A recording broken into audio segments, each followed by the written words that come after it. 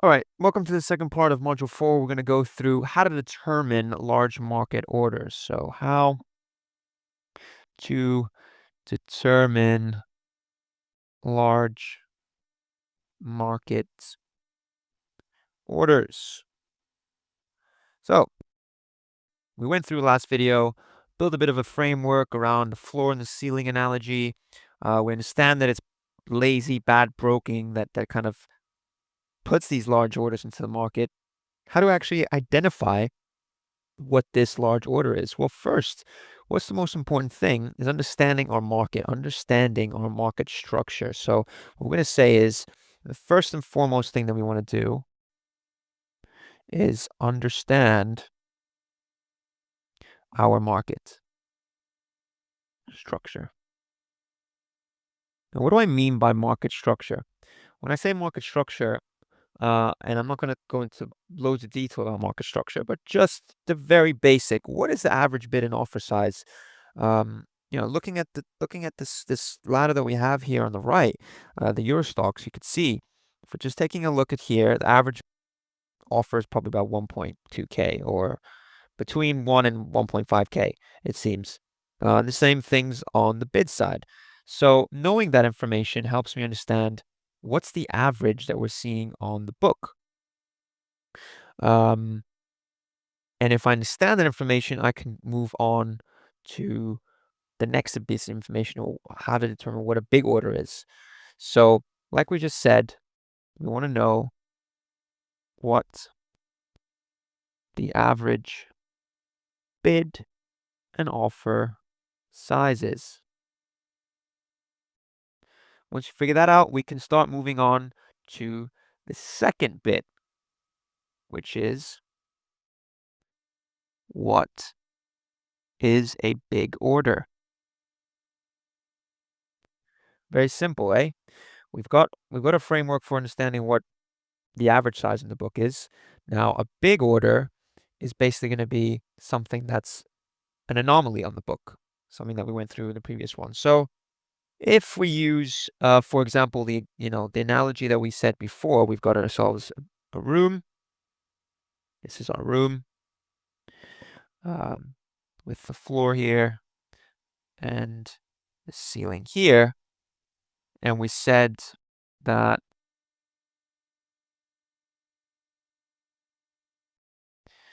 when we have a steel-plated floor, it's harder for us to get through. Well, in an average room, in our average room without the steel-plated, like we said, the steel-plated floor, well, that's going to be our normal size, 1.2K, 1K, whatever our average size is on the floor or is on that specific market. But when we're seeing larger orders in the book, that's when we're seeing a different structure of the floor, a different structure in the actual market. So this is representative of a larger order. When we see the floor takes a different shape, it's no longer the brick or the mortar or the cement that we usually see. We're seeing steel. There's 4,000 lots sitting there. It's a different structure on the book there. So basically, a framework what we can work with is, okay, well, if we know that the average is 1.2K, we're going to call, for example, the normal size. So our normal size is a brick floor, double size. So if we're doubling the size here, we're going to call it cement. And like we just said in that example there, if we've got triple or quadruple size, that's where we've got a steel floor. So that just gives us a bit of a framework, something to visualize, because this is all very visual. I mean, I'm not going to give you a way to define this. If you understand your market in depth, that's when you can start actually putting parameters on this. If you were building an algorithm, for example, on this, you have to do a lot more research into, back testing which size works and which doesn't. If you saw that between, 2 and 3,000 lots, it works 1 out of 3 times, and if you saw between 3 and 4,000 lots, it works 2 out of 3 times.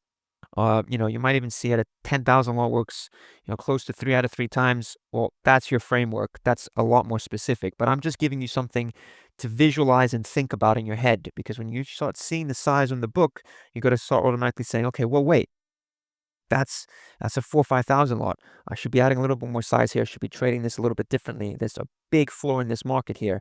If it's just double the size, maybe I'm just looking, to put half my size and trade it that way. That's just a framework.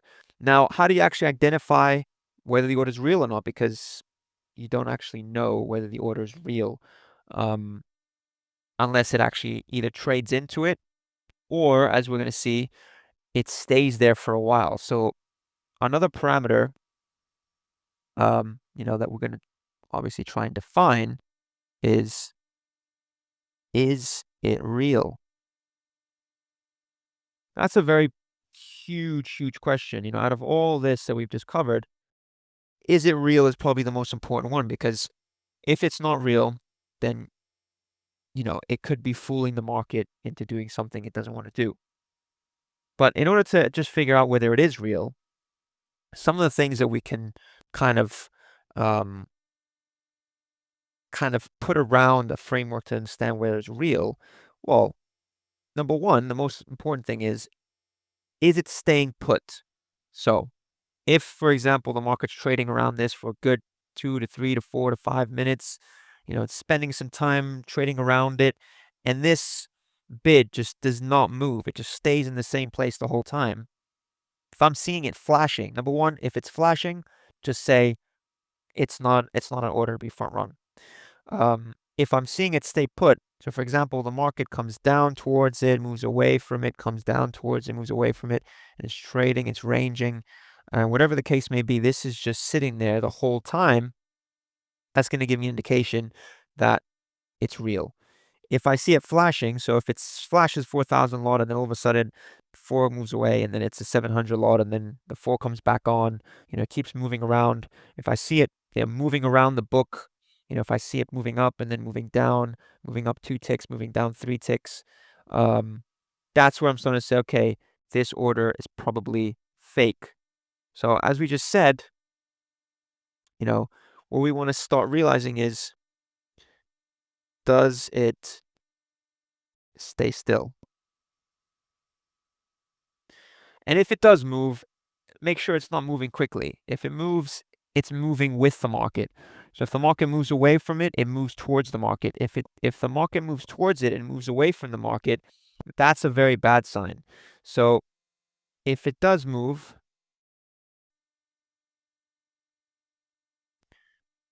needs to move with the market, not away. If someone's trying to get filled on size, people, just to make this very clear, if I'm good for 4,000 lots and I want to get filled on 4,000 lots and the market's moving towards me, I'm not going to move this away. If I really want to get filled at 35.65 and the market's coming towards me and he's good for it and it's institutional buying, not just some guy sitting, um, alone in his room trading. I mean, not to say that it can't be someone like that, but if it's big institutional buying paper, as we call it, you don't want to see it moving away from the market. If the market starts bidding up and moving away from him and he moves towards it, sometimes that's a good sign, but as long as it's not flashing, it just moves up, stays there for a while, and waits to get filled. If the market moves away from him again, he'll move it up. That's that's a situation where potentially he's caught, he's chasing it, he's trying to get out or get into a market aggressively.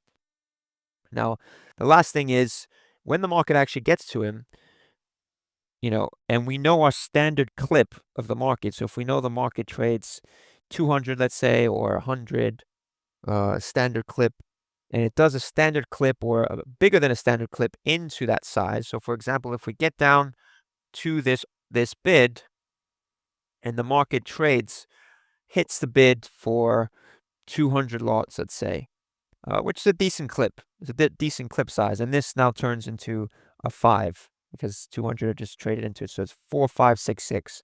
But it doesn't move. It stays there. It accepts someone just hit 200 lots into him, and he's good for it. He wants to get more done.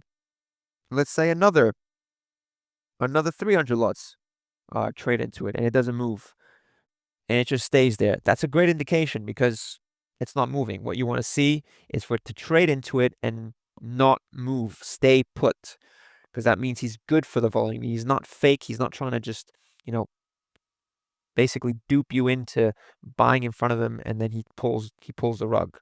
So that is really, really the crux of understanding whether he is real or not. So the last thing that we just said, we'll just add in here. If traded into,